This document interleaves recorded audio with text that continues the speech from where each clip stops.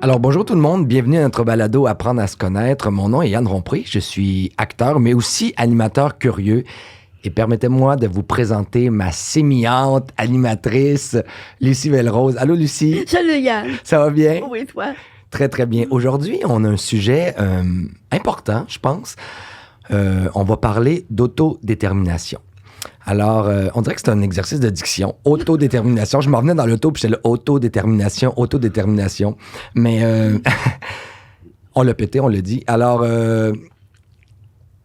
c'est quoi pour toi l'autodétermination? C'est déterminé à faire plein d'affaires. À faire plein d'affaires, dans quel des sens? affaires, même faire les choses que t'aimes pas. Faire les choses que t'aimes pas. Ouais, comme faire du ménage. Faire du ménage, c'est de l'autodétermination J'ai ça pour faire toi? du ménage, moi. Ah oui, t'aimes pas ça? Non. Mais parlant de ménage, on a un super... quelqu'un qui est très, très compétent dans son domaine. Alors, c'est un professeur au département de psychoéducation à l'Université du Québec à Trois-Rivières. Il est chercheur à l'Institut universitaire en DI et en TSA. Il est titulaire de la chaire Autodétermination et handicap. Il est chercheur régulier au Centre interdisciplinaire de recherche en réadaptation et intégration sociale. Martin Caillouette, bonjour. Bonjour Bonjour, Lucie, Martin. bonjour Yann. Bienvenue parmi nous. Merci beaucoup. On dirait que d'entrée de jeu, Martin, je serais curieux de savoir pourquoi s'intéresser à la clientèle DI au départ, dans ton travail. Ben moi, en fait, j'ai eu la chance dans ma vie de m'attacher à des personnes qui ont une déficience intellectuelle très tôt dans ma vie. OK. J'ai eu la chance de rencontrer, quand j'étais enfant, des personnes qui avaient une déficience intellectuelle, entre autres J'aime ma ça quand tu tante. dis la chance. Oui, ça a été une chance parce que j'ai eu la chance de m'attacher, d'aimer des personnes, puis ensuite de découvrir qu'elles avaient quelque chose de particulier qui était une déficience intellectuelle. Puis pour moi, ça a été vraiment la clé de quelque chose de très important qui a été un peu le fil conducteur du reste de ma vie professionnelle, qui m'a amené, entre autres, à vouloir aller toujours plus loin, puis à être inspiré constamment par des personnes qui ont une déficience intellectuelle. C'est dans ton cercle d'amis? C'est dans ta famille immédiate? Ben, quand j'étais enfant, j'ai eu la chance dans ma famille, il y avait des personnes qui avaient une déficience intellectuelle, ma tante qui avait une déficience intellectuelle, j'ai un cousin également.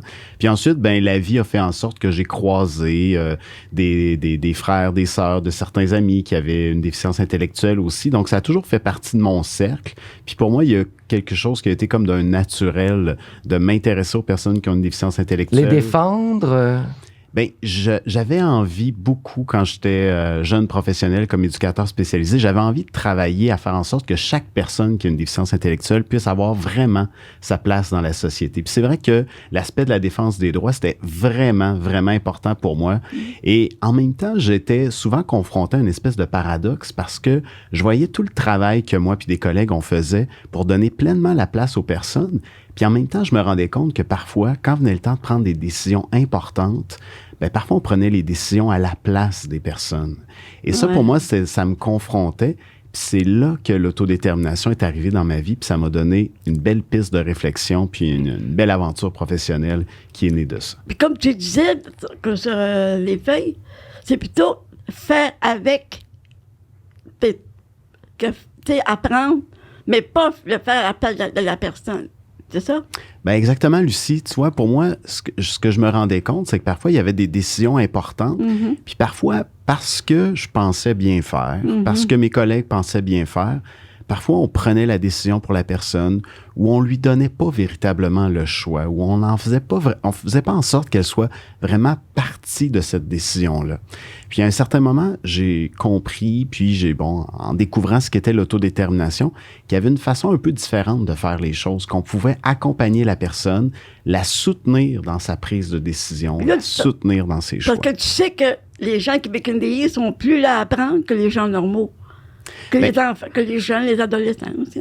Mais tu sais, moi, dans ma façon de le voir, je pense qu'on a tous besoin d'un soutien différent à différents moments de notre vie pour les décisions qu'on va prendre. Puis moi, je me rendais compte que parfois, pour faire vite, pensant bien faire, on pouvait décider à la place de l'autre, alors que dans le fond, mon travail à moi, c'était de mettre en place le soutien, d'aider la personne à faire des choix, à prendre des décisions, puis qu'on puisse découvrir au final ce qu'elle avait d'unique, cette personne-là, puis qu'elle puisse pleinement prendre sa place. C'est quoi l'âge charnière? Ben, par rapport à Oui, l'autodétermination, exact. il y a quelque chose qui se développe quand on est enfant. Déjà, on met les bases quand on est enfant à l'autodétermination. Quand on est tout jeune, on commence déjà à avoir des préférences, on reconnaît ça rapidement. Il y a des belles phases dans l'enfance aussi. La phase du non, c'est une phase extraordinaire où on apprend ce mot magique. S'affirme. On s'affirme. Même, il y en a, à l'âge adulte, ils continuent à aller vers l'avant avec la phase du non. Des fois, hein, Lucie? Non? Ah, peut-être bien. Je réponds pas à la présence de mon avocat. OK, parfait. C'est sûr qu'il y a une période clé aussi qui est l'adolescence. Parce que l'adolescence, ça rime beaucoup avec l'identité, être vraiment soi-même. Donc, c'est souvent là qu'on fait des choix aussi, des choix professionnels, des amitiés, on se définit davantage sur le plan de notre personnalité. Puis ça, on a tous ce besoin-là. Qu'on ait une déficience intellectuelle ou pas, on a tous ce besoin-là. C'était quoi, toi, Lucie, ta première prise de décision te dit, hey, ça, là, je m'affirme? Ben, c'est quand que. C'est vrai qu'il n'y a pas grand monde qui connaisse l'Arche. Mais tu pourrais nous en parler, c'est quoi? Ben, justement, l'Arche, c'était fondé en 1964 Oui. par le fondateur Jean Vanier à Trolly. Il a accueilli excusez, des personnes qui étaient en institution. Oui. Ils ont sorti de là pour vivre avec eux. Fait que là, on vit les quotidiens, le ménage, le lavage, on fait les popotes. On met la table de déjeuner, ces choses-là. On fait des activités aussi avec eux. Donc, toi, ta plus grande décision, ça a été de déménager, si je comprends bien? Non, mais c'est quand j'ai entendu parler de l'Arche. Je dis, c'est quoi l'Arche? J'avais un petit peu peur. Mais quand j'ai entendu parler de l'Arche, là, j'étais motivée. Ouais. J'ai même dit à ma soeur qui m'accompagnait, là, c'est là que je m'en vais. Puis comment tes parents ont réagi? Ma mère, tu sais qu'elle était un petit peu inquiète, elle me demandait c'était quoi. Même ma soeur aussi, là. Mais... Parce que là, c'était le moment où tu allais t'affranchir, tu allais rentrer dans l'âge adulte, tu allais avoir ton propre appartement, ça, ton indépendance. Là, ma mère aussi était vieillissante aussi, là. Ouais. Elle aussi a déménagé dans une résidence pour personnes âgées. C'est là que la ligne est mince entre le fait de être très protecteur pour ton enfant, puis de le laisser aller, de lui donner du lest, de la confiance. Oui, je pense que tous les parents, ils se questionnent à un certain moment de leur vie, est-ce que je protège, est-ce que je surprotège? Surprotège peut-être plus. Puis quand par exemple, mon enfant a une déficience intellectuelle, ben ça peut être aussi une grosse question, savoir est-ce que je protège, surprotège. Moi, j'aime bien dire que quand on protège son enfant, on évite qu'il soit vulnérable, on le préserve. Quand on surprotège, parfois, malgré soi, on crée de la vulnérabilité. C'est un peu comme si, quand je surprotège, là, c'est que je donne pas l'occasion à mon enfant, par exemple, de vivre ses expériences, de parfois se tromper, d'apprendre de ses erreurs, de tirer des leçons, tout ça.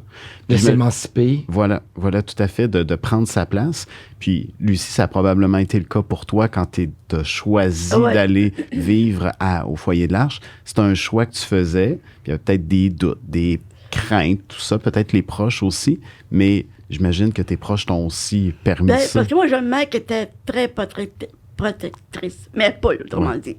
Ça se résume à quoi? Qu'est-ce qu'elle faisait de concrètement, là, qui était très, très... Ben, on dirait qu'elle avait peur que je fasse des petites affaires, ou je sais pas quoi. Elle me surprotégeait, par pas, j'ai l'impression. Ouais. Elle disait, mange pas s'il mange pas. Franchement. Mais tu sais, que tu sois un enfant normal ou un enfant qui vit avec un DI, si la mère ou le père protège trop son enfant, ben là, comme tu dis, il devient plus vulnérable. Mais des fois, c'est les angoisses des parents qui sont déversées chez les enfants, leur peur, leur crainte. Tu sais, moi-même, quand je voulais devenir acteur, mon père, il n'était pas question que je devienne acteur. Il n'avait pas envie de ça. Ton père, il n'était pas poule. Ben, en quelque sorte, pour lui, c'était inconcevable que j'aille dans ce métier-là. J'allais pas gagner ma vie, j'allais être malheureux. Fait qu'il déversait sa peur et sa crainte sur moi. Alors que moi, j'étais plein de confiance, puis j'ai réussi à avancer. Vraiment excusez-moi l'expression, je me dirais. Autodéterminé. Oui, exactement. C'est quand même dur à dire. Hein? Oui. Oui, mais c'est dur à dire et c'est dur à faire aussi. Mais quand on le fait, on est tellement fiers après d'avoir pris cette propre décision-là. Oui, absolument. Puis je trouve que dans vos deux exemples que vous venez juste d'amener, il y a quelque chose de votre identité qui vit là-dedans. Puis quand on est autodéterminé aussi, c'est aussi d'avoir l'occasion de ce qu'on porte d'unique, ce qui nous distingue, ce qui fait de nous une personne unique, au-delà de la déficience intellectuelle, c'est d'avoir la possibilité aussi d'aller pleinement, d'aller jusqu'au bout, de vivre ça en toute vérité, puis de faire en sorte aussi de pouvoir se réaliser à travers ça. Parce qu'évidemment, plus on est autodéterminé, ben on va faire des choix qui correspondent à ce qu'on souhaite, à nos aspirations, à nos envies. Mm-hmm. Ça nous donne une meilleure qualité de vie, ça nous donne une meilleure confiance en nous-mêmes, une meilleure satisfaction par rapport à notre vie. Donc, c'est des choix qui sont drôlement importants. Puis c'est fondamental parce que des fois, on va se confronter à quelque chose qui va être de l'ordre de l'erreur, du désordre, mais on va l'assumer, on va avancer, on va apprendre. C'est des expériences de vie qu'on emmagasine comme être humain. Oui, tout à fait. Hein, c'est des leçons qu'on prend. Mm-hmm. Puis, je pense entre autres, par exemple, aux parents peut-être qui nous écoutent, puis qui souhaitent aussi considérer l'autodétermination, puis travailler l'autodétermination de leur enfant. Il y a un aspect qui est, pour moi, très important aussi, c'est cette capacité d'affirmation-là, puis d'être capable de défendre ses droits. Je pense que comme parents, quand on protège, puis des fois on tombe dans la surprotection, on veut d'une certaine façon protéger notre enfant. Mais la meilleure façon de le protéger, c'est de l'outiller à être capable de dire oui, à être capable de dire non, à être capable de demander de l'aide, d'aller chercher l'aide dont il a besoin, exactement comme tu le dis, Lucie. Puis des fois, on ne sait pas comment aller chercher l'aide. Oui, comme parents. Oui, effectivement. Puis c'est pour ça aussi que s'autodéterminer, on n'est pas en sachant s'autodéterminer. On le disait tout à l'heure, c'est quelque chose qu'on apprend dans l'enfance, dans l'adolescence, mais c'est quelque chose qu'on continue d'apprendre aussi à l'âge adulte, parce que c'est pas toujours simple, c'est pas toujours facile. Puis oui, quand on a une déficience intellectuelle, ça pose aussi des défis supplémentaires. Je sais que vous travaillez en France. C'est quoi la grande différence? Est-ce qu'il y en a une différence entre le Québec et la France au niveau de... Bien, sur le plan de la culture, il y a quelque chose qui est très différent. En fait, du côté de la France, il y a beaucoup d'institutions, en fait, qui ont eu comme mandat longtemps de protéger les personnes. Donc, parfois, ça a créé des contextes où il y a parfois des institutions qui vont faire en sorte que les personnes sont un peu isolées du reste de la communauté. Peut-être s'il y a une différence que je vois au Québec. Puis je pense une différence dont on peut être fier aussi, c'est que de plus en plus, même si c'est pas parfait, ben les personnes qui ont une déficience intellectuelle sont présentes dans notre communauté, sont présents, on les croise, on est allé à l'école avec des personnes qui ont une déficience intellectuelle, on travaille au quotidien avec des personnes qui ont une déficience intellectuelle. Fait que ça, pour moi, c'est quelque chose qui est essentiel, l'inclusion, en fait, la possibilité d'avoir accès au même milieu de vie que n'importe qui, bien, c'est important. Parce que l'autodétermination est possible si je pose un regard sur la personne puis que je reconnais qu'elle est capable de faire des choix, de prendre des décisions. Lucie, aujourd'hui, moi, je te vois, puis tu sais, je te vois comme une femme qui est déterminée, qui connaît bien les communications, qui aime communiquer. J'adore ça. Et puis ça, pour moi, ben, je me dis, je ne doute pas que tu es capable de faire des choix, de prendre des décisions. Puis je pense que quand on te croise, c'est ce qu'on reconnaît chez toi. Fait que ça, pour que ce soit possible, ben, il faut aussi que il y a toutes sortes une diversité dans notre communauté, puis que cette diversité-là soit présente aussi. Puis tu sais, même avant de commencer le balado, Lucie et moi, on se rend compte un peu, on en parle, mais il y a une relation de confiance, c'est ma co-animatrice, on travaille ensemble, mais j'essaie pas de la surprotéger. Puis au-delà de ça, j'ai envie, comme dans la vie, il y a des erreurs, il y a des grâces qui apparaissent au moment de l'enregistrement, puis j'ai envie que ces moments-là restent parce que ça vient très humain. Puis c'est comme ça qu'on apprend véritablement à se connaître puis à se côtoyer. Puis, ben voilà. Ben, tu sais qu'est-ce que je peux te dire? Oui. La première fois qu'on a fait le balado ensemble, j'étais nerveuse. Mais là, très nerveuse. Parce que je te connaissais pas. Oui. Je connaissais pas tes Jonathan, oui, mais les autres, je les connaissais pas. Tu connaissais pas l'équipe technique qui était autour. Dans quoi je m'embarquais? Tu connaissais pas mon humour non plus. Non! Là, aujourd'hui, Mais aujourd'hui, c'est comme une espèce de conversation où on parle, où on apprend à se connaître, on a des invités, on a la chance, puis c'est ça qui est très, très riche. Mais je me demandais, Lucie, avant de venir ici, là, parce que ça demande du courage, d'être devant, y a-tu des moments où tu dis, non, je pourrais pas le faire? Qui t'a convaincu de le faire, le balado? Parce que c'est grand comme... Tu poses une question maintenant? Ouais, je suis curieux comme ça. Personne. Personne. Alors, c'est toi qui as décidé, qui a demandé à la Fondation de dire « Hey, moi, j'aurais le goût de l'animer » ou c'est eux qui sont venus te chercher? Non. C'est Jonathan qui était dans la communication. Qui était aux communications. Il filmait, puis un moment donné, il m'a parlé, il dit j'ai un petit projet pour toi. Tu as produit ça pour la radio, Radio. J'ai dit certain. Voyons donc. Moi, j'adore faire la communication. Mais c'est né comment, ce désir-là? Est-ce que tu as décidé à l'Arche de dire « Hey, moi, j'ai le goût de... » Non. C'est venu tout seul. Toute seule. Toute seule. T'observais les gens? T'as-tu un animateur, un comédien que t'admires? Pas du tout. Même pas moi? Là, je suis vraiment déçu. Tu sais que je t'adore. Oui, non, mais c'était quoi le feu qui a déclenché ça? Ben, Éric, que tu as vu tout à l'heure. Oui, ton intervenant. Oui, qui m'amène à Montréal. Oui. C'est avec lui que tu as commencé. Tu as commencé à Chum, au cégep. Ouais. Chum qui est? Ben, c'est un genre d'endroit où que les gens vont faire du déchiquetage, ils ramassent les canettes, on fait du ménage, on nettoie les... C'est un organisme. Ouais. C'est Éric, c'est le responsable. OK. Ouais. Puis, à un moment donné, je travaillais dans un genre de... un petit local qui s'appelait Le Traqueur. Puis je sais pas, moi, j'ai l'impression qu'Éric, là, il me connaissait tellement, mais tellement... Comment il s'est dit, hey, j'ai besoin... Oh, excusez. J'ai besoin d'elle. Il te faisait confiance à ce moment-là. C'est ça ton lien avec ton intervenant. C'est un lien de confiance que tu établis avec Éric. Puis je trouve que, Lucie, ce que tu dis là, c'est important parce que pour s'autodéterminer, on a besoin d'avoir des gens comme Éric qui nous regardent et qui croient en nous, qui croient en notre potentiel. Puis j'ai l'impression que c'est ça qu'Éric est pour toi. Je suis comme Martin. Oui. Moi, j'ai l'impression que personne m'a motivé. OK. C'est venu de l'intérieur.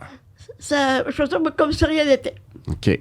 Dans le fond, tu te sentais pas obligé de le faire. Tu l'as choisi, puis ça venait de l'intérieur. Ouais, si tu me demandais, je sais pas, moi, d'aller filmer dans ton école ou aller filmer Yann sur les plateaux de télévision, moi, je le ferais avec plaisir. OK. Tu sais, pour moi, c'est pas un travail, c'est un plaisir. Oui. Bien, c'est le fun ce que tu dis là, Lucie, hein, parce que je trouve que j'aurais envie en ce moment là, de t'inviter dans un de mes cours puis te laisser parler d'autodétermination. Parce que je trouve que tu le fais tellement bien. Tu le fais bien parce que, tu sais, quand tu dis « je le fais avec plaisir hein, », ça, c'est une des motivations les plus fortes. Puis quand on parle d'autodétermination, on parle nécessairement de nos motivations. Qu'est-ce qui nous motive? Est-ce que c'est parce que je me sens obligé? Est-ce que c'est parce que je veux faire plaisir? Est-ce que c'est mon désir de plaire ou je veux pas me sentir coupable? Ou si je le fais parce que ça a un sens pour moi, parce que j'y trouve du plaisir, parce que j'ai l'impression que ça me permet d'atteindre un but qui est important pour moi. Puis dans le fond, c'est ce que tu nous dis, hein, les communications, pour toi, c'est quelque chose qui te fait plaisir.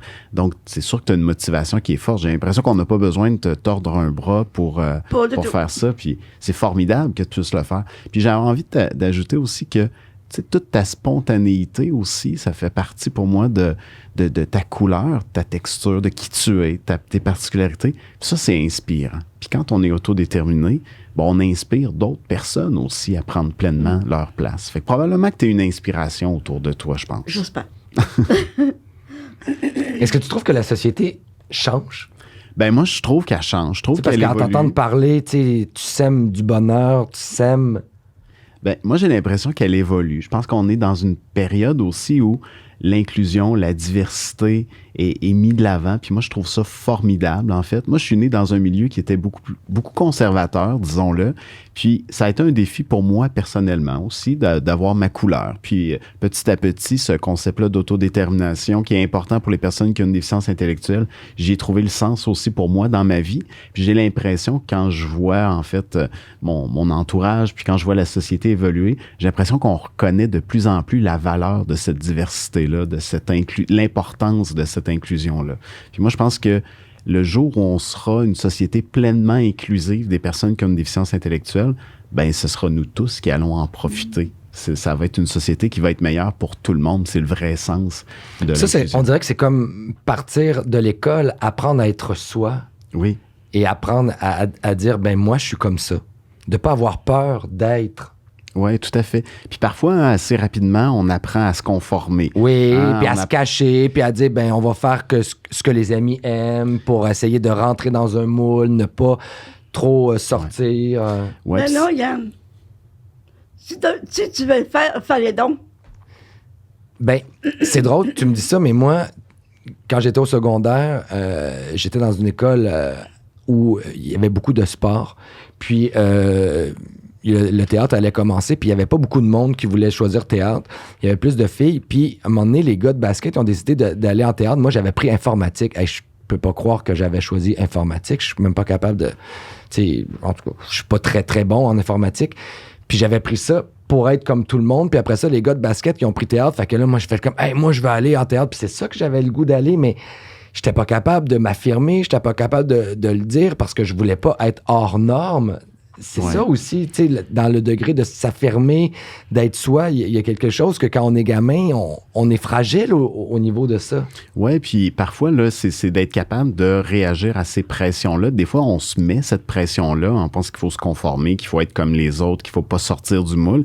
Puis parfois aussi, même dans nos milieux scolaires, parce que ça commence là aussi, on nous met une certaine pression, on doit atteindre telle note, on doit correspondre à telle attente et tout ça. Puis, à certains moments, on peut passer à côté de ce qu'on est réellement puis de ce qu'on a véritablement envie de faire si on n'a pas cette audace-là. Ça veut dire qu'il faut développer ces capacités-là chez les plus jeunes rapidement, être capable de savoir parler de soi, savoir qui je suis, qu'est-ce que je préfère, qu'est-ce que j'aime, qu'est-ce que j'ai envie d'essayer, être capable de savoir dire non aussi. Moi, j'aime bien dire aux parents là, que parfois, c'est embêtant quand nos enfants nous disent non. Là, on n'a pas envie à ce moment-là, mais si je suis capable de dire non quand j'ai 10 ans, 12 ans, je serai capable de dire non aussi quand j'aurai 20 ans, 22 ans, puis je serai capable de défendre mes droits à ce moment-là. Fait que ça part effectivement dans le milieu scolaire. Puis c'est pour ça, même sur le plan de la recherche, on fait beaucoup de projets en lien justement avec l'autodétermination en milieu scolaire pour développer ces capacités-là aussi chez les plus jeunes. Il y a quelque chose qui me vient en tête, c'est l'anxiété, parce qu'on est dans une période aussi qu'on en parle beaucoup chez les adolescents, on en parle beaucoup chez les adultes. La pandémie, malheureusement, elle a éveillé ça. Et c'est difficile des fois de s'affranchir. C'est quoi vos trucs? Bien, la pandémie, par exemple, c'est un bon exemple. C'est vrai que c'est vrai que ça a été exigeant. Moi, je dis souvent que la pandémie, là, notre principal besoin frustré, ça a été justement notre besoin d'autodétermination, le sentiment qu'on perd le contrôle, qu'on n'a plus la possibilité de décider, qu'on est limité dans nos mouvements, dans nos contacts et tout ça. Fait que effectivement, là, ça, c'est un contexte qui a été quand même assez difficile pour l'autodétermination. Bien, comment est-ce qu'on apprend à s'autodéterminer? On apprend par différentes expériences. Puis la première chose qu'on va voir, c'est toutes les possibilités qu'on a de prendre des initiatives. Donc, dans mon environnement à moi, puis quand je pense par exemple aux personnes qui ont une déficience intellectuelle, c'est quoi l'occasion qu'elles ont de prendre des initiatives? Qu'est-ce qui est possible? Fait qu'il faut créer un environnement, des contextes qui permettent à une personne de pouvoir prendre des initiatives. Puis à ce moment-là, est-ce que c'est les mettre en contexte social avec des neurotypiques ou les rassembler entre eux? Bien, c'est d'avoir l'occasion de rencontrer une diversité de personnes puis voir qu'il y a une diversité d'expériences. Si tu es là aujourd'hui, Lucie, c'est parce qu'un jour, tu as découvert que c'était possible, que ça existait, la radio, les balados, les communications. Donc, tu as peut-être aussi des fois eu d'autres opportunités, d'autres expériences de vie, puis de ces expériences-là, ça t'a peut-être moins inspiré, et puis tu as fait des choix dans tout ça. Ça veut dire avoir l'occasion d'essayer différentes choses. Fait que moi, je dis parfois, c'est un peu comme le poussin qu'on pousse un peu hors du nid, là, l'oiseau qu'on sort du nid. Mais de temps en temps, il faut aussi se confronter à des nouvelles expériences. Donc, je pense faut se parler, hein? Faut se parler. Je pense entre autres aux parents, en fait, donner l'occasion à vos enfants de vivre des expériences nouvelles, même s'ils se trompent, même si finalement, c'était peut-être pas à la hauteur de ce qu'ils souhaitaient, ils vont avoir appris quelque chose. Donc, d'être capable d'initier, d'expérimenter des nouvelles choses. Puis ensuite, revenez avec vos enfants, parlez-leur qu'est-ce qu'ils ont aimé, qu'est-ce qu'ils n'ont pas aimé, est-ce qu'ils le referaient, pourquoi. Quand on travaille avec les enseignants en milieu scolaire ou sur le plan de l'autodétermination, on met beaucoup ça de l'avant. C'est-à-dire vivre des expériences, mais après faire un retour sur ces expériences-là pour voir qu'est-ce que je tire comme leçon de ces expériences. Puis excuse-moi, vas-y.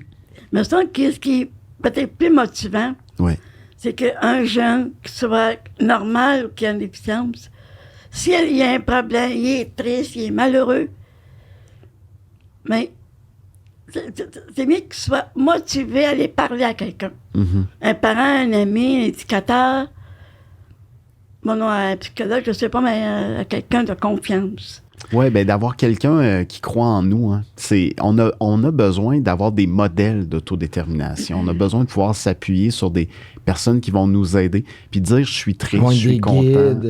Qui vont accueillir. Oui, c'est ça, puis qui reconnaissent que si je suis triste, si je suis content, c'est important que je le nomme, puis ce que je vis, en fait, ça a de la valeur, c'est important. Ne pas l'enfouir. De pas l'enfouir, c'est ça, de laisser de la place à ça. Fait qu'être capable, oui, d'accueillir ces émotions-là, d'être entendu, d'être reconnu, puis de sentir que si je suis triste, c'est correct d'être triste. Si je suis heureux aussi, c'est bien d'être heureux puis de l'exprimer, puis que j'ai le droit de l'exprimer puis d'être entendu là-dedans. Arrête de pas brouiller. Ah oui? Qu'est-ce qui te rend émotive?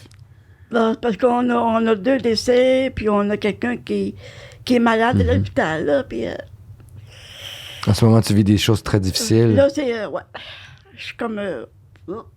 Ouais. Là, aujourd'hui, je suis pas de bonne mère, mais ça fait du bien de voir des gens. Oui, je comprends. Puis là, tu sais, comme j'ai une amie puis sa tante qui sont décédées. Il y en a une qui est décédée le 25 décembre, puis l'autre qui est morte récemment.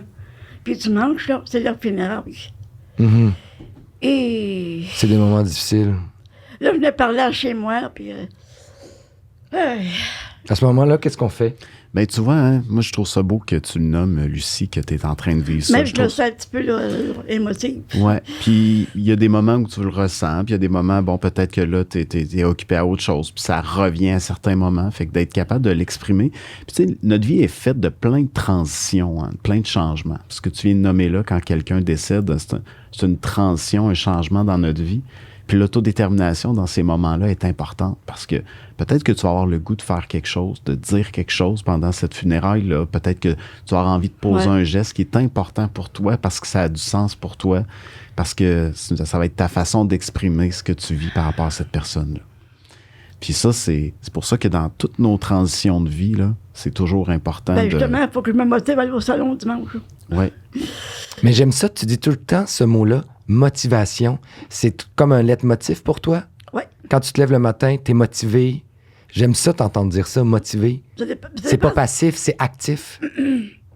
Mais si tu me demandes de donner de travailler avec toi comme balado, bien sûr. OK.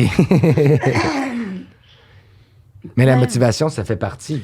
Bien, la motivation, c'est une dimension importante de l'autodétermination, hein, parce que ce qu'on veut éviter, là, c'est d'avoir des personnes passives. Ouais. Hein, on veut éviter d'être... Puis parfois, on a accompagné les personnes qui ont des déficiences intellectuelles, on a tellement fait à leur place que parfois, on a un peu généré beaucoup de passivité. Des personnes un peu qui se laissent porter au fil du vent, qui sont pas capables qui savent même plus ce qu'ils aiment parce qu'on a toujours décidé à leur place. Fait que c'est vrai que la motivation, c'est important parce qu'on veut surtout pas, en fait, des personnes qui sont passives. Parce que si je suis passif, c'est là que je deviens vulnérable, c'est là qu'on peut abuser de moi, puis on veut absolument éviter ça. Fait que cette motivation-là là, que tu décris, elle est vraiment importante. Moi, je dis souvent, en fait, là, puis il y a un exemple que j'aime bien utiliser.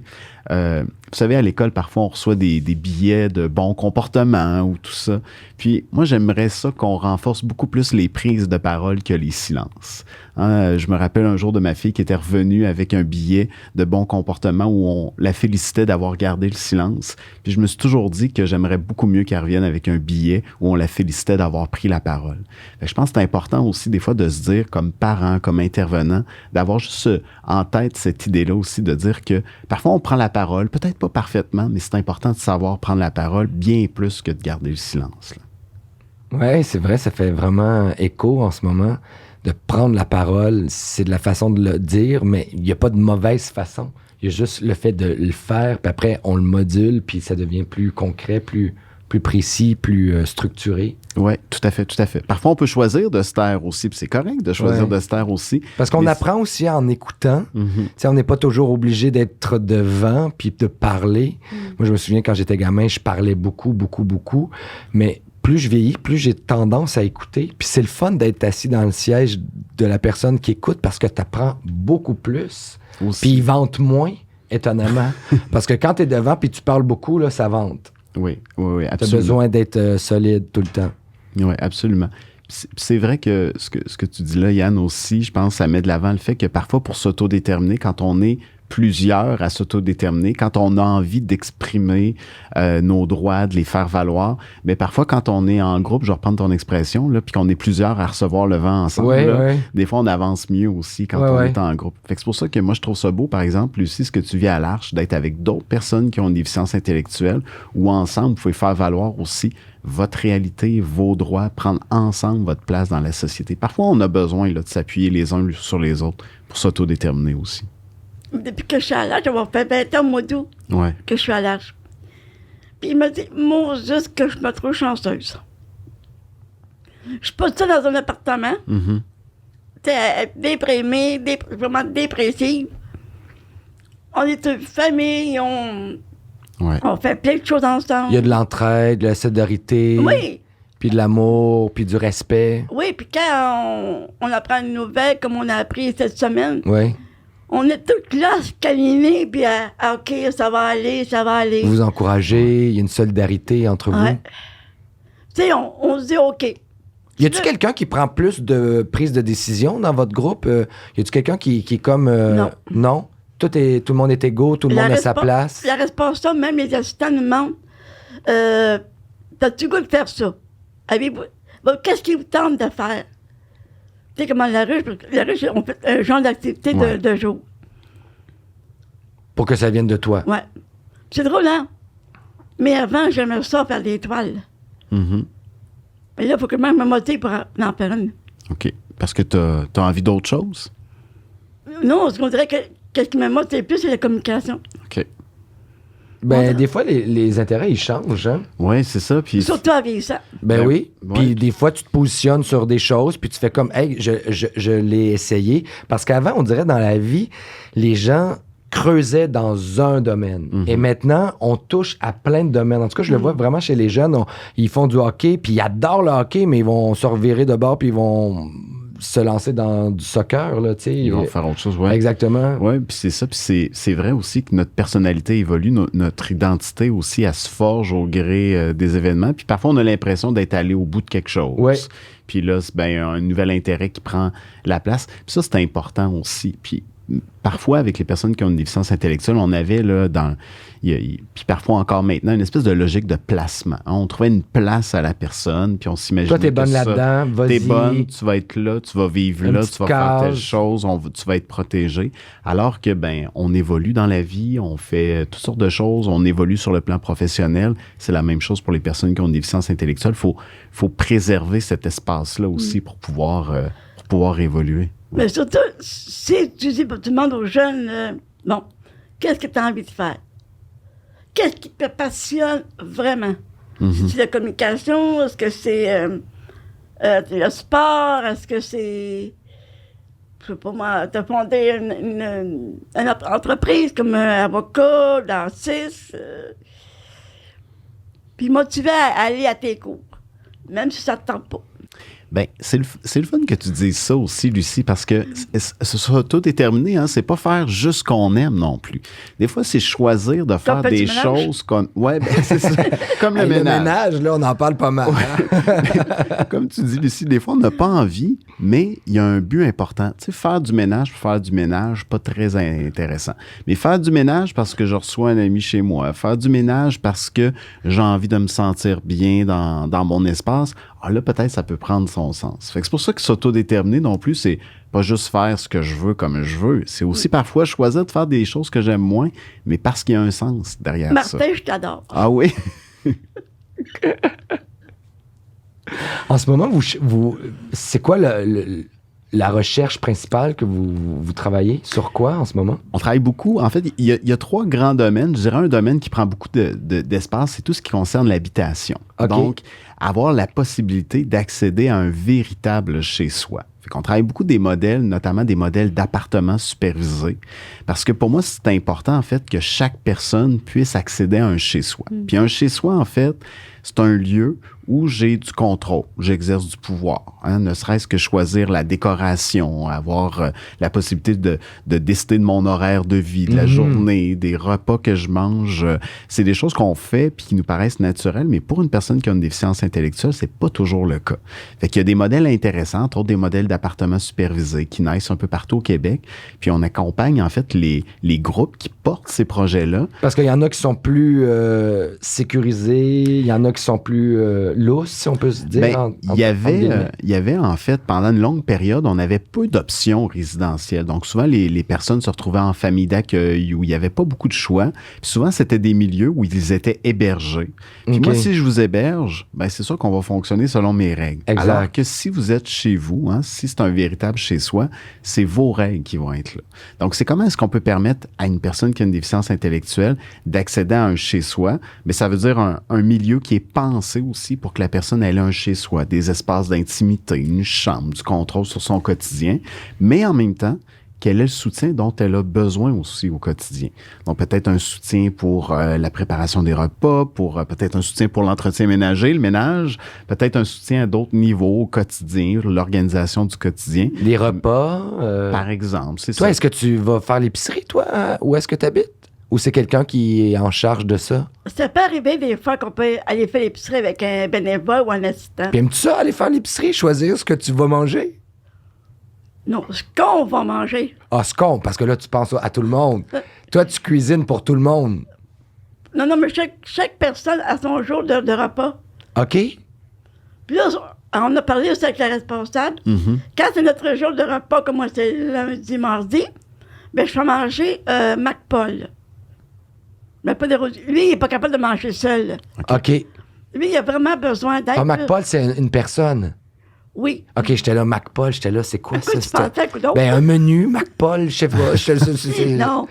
Parce qu'on a un chez nous, McPaul, mais il faut le faire manger, pour l'aider quotidiennement. Alors, on est 3 qui le fait manger. Déjeuner, dîner, souper. On se partage les tâches. Puis est-ce que tu serais capable de nous dire, par exemple, qu'est-ce qu'il aime particulièrement? Est-ce que tu le connais assez pour savoir que tel repas, ça va lui plaire, ou tel repas, au contraire, il n'aimera pas?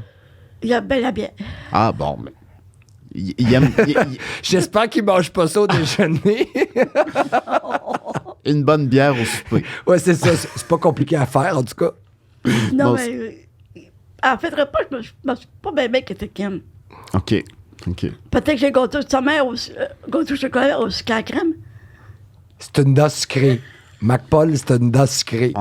On est plusieurs. Bière, gâteau, là, McPaul est heureux. J'ai une dent assez sucrée, merci, hein? Toi aussi? Oui. OK. Juste pour revenir, il y a quelque chose qui m'intéresse. Ta vie amoureuse, je sais pas si tu as envie d'en parler, mais ça m'intéresserait c'était quoi le petit déclic, le moment où tu te dis, hey, moi, j'ai le goût d'en avoir une vie amoureuse, j'ai le goût d'avoir un amoureux. C'est venu tout seul. C'est venu tout seul. Comment tu l'as rencontré? À Saint-Vincent-de-Paul. Un genre de magasin, un comptoir vestimentaire. Puis toi, tu travaillais ou tu étais cliente? Je travaillais. Tu travaillais? J'étais en haut, je faisais du triage. Du ménage encore? Du triage. Ah, du triage, OK, j'avais... Je parlerai pas de ménage, je t'assure. Mon taman. Donc, il faisait du triage, puis lui, il est arrivé. Ben lui, il était tout dans le magasin. Puis il regardait les petits chats, puis tout ça. Mais en dernier, c'est pas toi qui faisais. Il m'attendait. Il t'attendait, donc il t'avait spoté. En plus, il y avait une blonde, moi, j'avais un copain. Oh! Mais nos deux couples se battaient de l'aile. OK, ça allait pas très bien. Puis quand mon ex, il m'a lâché, je l'ai dit à Coral. Il dit, tiens, celle-là, là, je l'ai bu. Fait qu'il a pris mon cœur. Il a pris ton cœur, puis il en prend soin. Mais attends. C'était dur pour toi, la pandémie, quand même, hein, parce que vous étiez loin l'un de l'autre, hein? Ben, ça faisait au moins 2 ans qu'on s'était pas vus. 2 ans, sans se 2 voir. ans ensemble. Ben, je l'appelais, là. Oui. Je l'appelle encore, mais on s'ennuyait l'un de l'autre. Ouais. Puis la responsable ce que reste Corade, puis à Saint-Valentin, il nous a fait une surprise. Quoi? Il est venu chez nous lundi. Il est venu chez toi? C'était comment, les retrouvailles? Tu quoi pas. Tu vas me dire, je sais pas. J'étais tellement contente, là, j'en pleurais. Mais non, mais c'est ça l'amour. C'est après 2 ans, Lucie, c'est sûr. Puis après, je l'ai vu, après avoir eu chanté L'amour est dans tes yeux, Ah oui. de Martin Ingler. C'est ça que tu t'es mis à chanter? Non, avant. Non, mais je ne savais pas dans ce temps-là que j'étais pour le voir. J'étais pour savoir. C'était un choc. J'ai dit, j'étais très, très émue. Là, j'ai dit merci à ma responsable de... Puis qu'est-ce qui te fait que tu as tenu le coup dans cet amour-là? Parce que c'est un peu ça, l'autodétermination, qui fait que hey, cette personne-là, je l'aime, j'y tiens. La vie fait en sorte que c'est difficile. Qu'est-ce qui te maintenait dans cet amour-là? Ben, c'est notre amour qui est très, très fort. L'amour qui était fort. Puis comment ça s'exprimait? Est-ce qu'il t'écrivait des lettres? Non. Non? C'est pas un écriveux? Parce que mon chum, c'est pas bien sentimental. Ah, c'est pas un... OK. Mais... C'est toi la sentimentale dans le couple. Ouais. Ben, il en faut un. Je veux souvent lui dire que je l'aime, puis que je m'ennuie de lui, qu'il me manque, puis il me répond que lui avec. OK. Pourtant, il m'a jamais dit qu'il m'aime. Ben, des fois, il m'a dit, mais pas tout le temps. Mais moi, je sais qu'il m'aime parce qu'il est avec moi depuis 18 ans. Hey, c'est quand même beau, hein? 18 ans de vie amoureuse. C'est beau, hein? C'est un choix... C'est un bel exemple. C'est un choix qui est durable. Hein? Oui, puis quand je l'ai vu lundi, là, oh, mamma mia! J'étais très contente, très émue. Ouais. Puis, tu sais, moi, ce que j'aime, Lucie, tu nous en parles, là, puis t'as les yeux, t'es tout ému. On te fait vivre plein d'émotions, hein, aujourd'hui. Oui. Puis, tu sais, la vie amoureuse, quand on a une déficience intellectuelle, hein, c'est aussi important que pour n'importe qui d'autre. Donc, avoir le droit d'avoir un chum, d'avoir une blonde, d'avoir quelqu'un dans sa vie. Puis même ça aussi, hein, sur le plan de la recherche, c'est quelque chose auquel on s'intéresse, avoir le droit aussi d'avoir des préférences amoureuses, d'avoir un copain, une copine, ça fait partie, c'est essentiel dans la vie. Donc, de respecter aussi le droit d'être amoureux, d'être amoureuse, c'est aussi une manifestation d'autodétermination. Que ce soit normal ou tu fais qu'une vie, l'amour existe aussi. Hein. Tu peux tomber amoureux de quelqu'un. Quand tu es tombée amoureuse, est-ce que tes parents ont eu tendance à te protéger, à dire peut-être que tu vas te faire mal, ou ils t'ont dit ouvre, vas-y? Ben, j'ai un gars super fin, moi. OK. Donc, tes parents, ils t'ont donné beaucoup de confiance.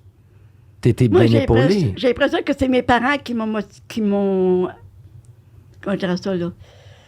Qui m'ont inspiré. Ouais. Ils ont été 40 ans ensemble. OK. En octobre, on avait fêté leur 40e anniversaire de mariage. Puis en juin, mon père est décédé. En 80. Puis ma mère s'est jamais remariée. Ce que j'aime, Lucie, hein, tu nous disais tantôt, des fois, peut-être parfois ta mère était un peu surprotectrice, hein, peut-être qu'elle t'a surprotégé à certains moments, mais en même temps aussi, elle t'a fait confiance. Hein, puis je pense à tous les parents qui nous écoutent, là, je pense que c'est ça, être parent. Parfois, c'est de s'ajuster en fonction de notre enfant qui évolue. Je pense que quand ta mère t'a vu tomber en amour, elle devait être contente aussi pour toi. Ma famille l'aime aussi. Hein. Oui. Puis des fois, comme dans la société, tu sais, je pense, il y avait une pub dernièrement qui m'a frappé. Il y avait une personne qui vit avec une DI qui est au restaurant avec son accompagnateur, puis le serveur parle pas à la personne. Ouais. Il parle à la personne qui l'accompagne pour dire qu'est-ce qu'elle va manger. Même chose, il y avait une autre pub au restaurant, chez le coiffeur. Ça t'est arrivé, toi, des fois, tu dis, hey, excuse-moi, c'est à moi que s'adresse la question. Est-ce que tu as été capable de t'affranchir puis de dire ça? Pas du tout. Non, dans ce moment-là, toi, tu... Moi, j'ai pas tous ces problèmes-là. Ben, Parce que, te dire, ben, franchement, là, j'ai l'impression que je n'ai pas d'handicap. Tu vis, tu fais les choses, tu t'affirmes, puis t'es bien avec toi. Tout ce que j'ai, c'est... J'ai un syndrome, c'est tout. Ouais. Ben, ça te permet d'avancer, ça te permet de coopérer, ça te permet d'être unique, puis ça te permet d'être toi. De travailler à réaliser avec toi. Ben oui, tout à fait. Hey, c'était tellement une belle rencontre. Merci beaucoup, Martin. Merci, oui, merci. Un très grand plaisir. Ben, merci, Lucie. Alors, on peut suivre votre blog qui s'appelle? 5 minutes pour l'autodétermination ou encore sur les réseaux sociaux, sur la page Facebook de la chaire Autodétermination et Handicap. On diffuse toutes sortes de choses, des résultats de recherche, des textes vulgarisés, des écrits plus scientifiques aussi à l'occasion. Donc, vous pouvez nous joindre là. Parfait. Merci beaucoup. Mais merci beaucoup, Martin. Merci, Lucie. On se revoit très bientôt pour un autre balado à prendre à se OK, connaître. bye-bye tout le monde.